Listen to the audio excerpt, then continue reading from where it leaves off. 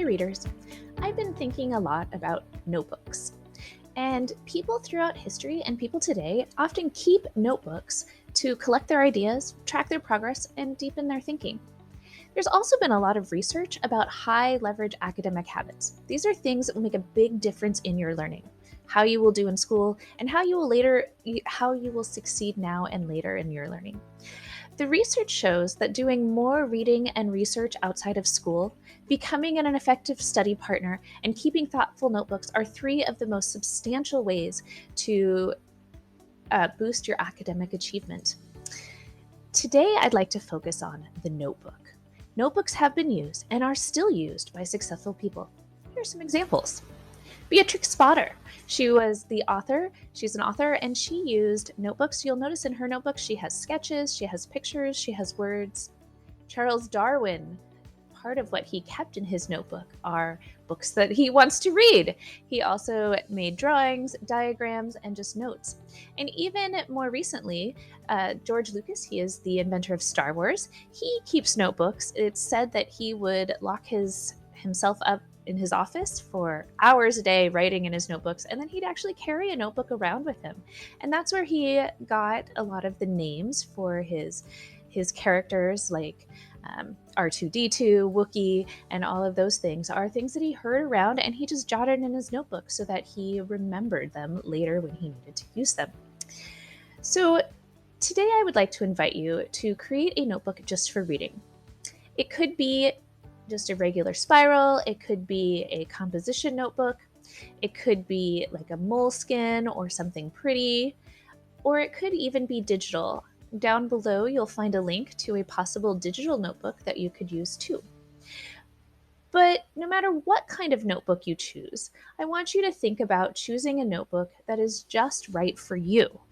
A notebook that you will be able to find easily, a notebook that you will enjoy writing in. And if you're using a paper notebook, I highly recommend finding some pens that you really enjoy using and some sticky notes that you have on hand.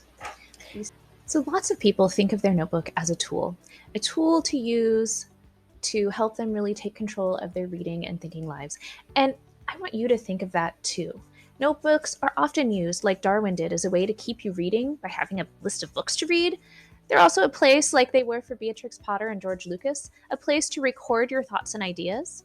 After capturing these ideas, a notebook is a place to look back at your thinking, make connections, and grow new ideas. And here's the thing.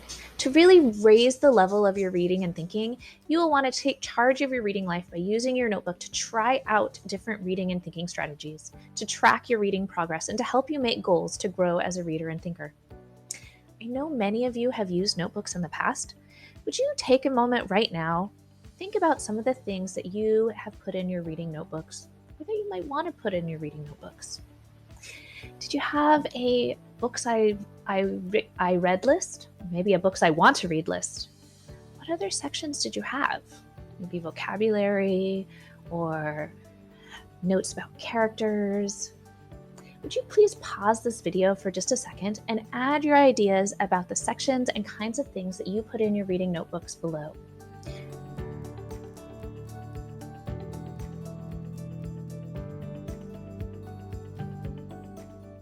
Welcome back, readers. Thank you for pausing and adding to our discussion. Now is the time to commit to a notebook, either paper or digital, and think about how you want to set it up. You must have a place for capturing your thinking about reading and taking notes on strategies. But other than that, your notebook should be set up in a way that works for you. Remember, this notebook is for you, not for me, so it needs to work for you. Think back to what has worked for you before and what you have enjoyed.